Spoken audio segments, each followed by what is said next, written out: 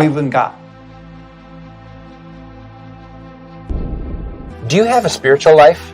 Well, it sort of depends on what spiritual means. In a lot of ways, it's kind of like a Fitbit in your skull with tiny wires. According to Neuralink, your brain cells are kind of like electrical wiring. And rather than just having neurons sending electrical signals, those signals could be sent and received by a chip.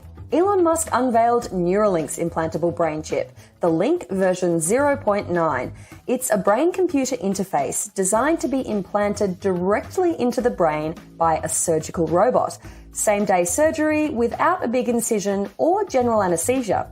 You remove about a coin-sized piece of skull, and then you can just walk around right afterwards. It's pretty cool. The chip plugs into your brain directly via tiny microscopic threads. They're about 1/20th of the width of a human hair, and they connect with the neurons in your brain to receive and send electrical signals. Importantly, Neuralink says these electrodes won't damage your brain.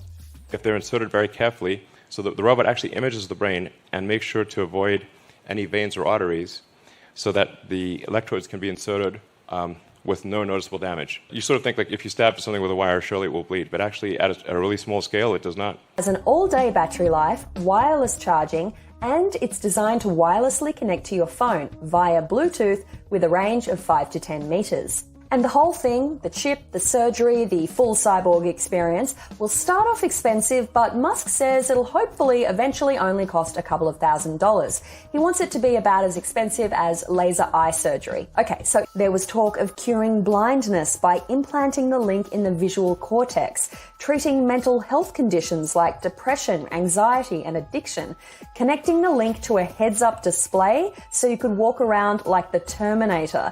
And then there were basic ideas like, I don't know, telepathy, replaying your own memories, superhuman vision and the ability to see ultraviolet light. Oh, and connecting your brain and uploading it into a robot.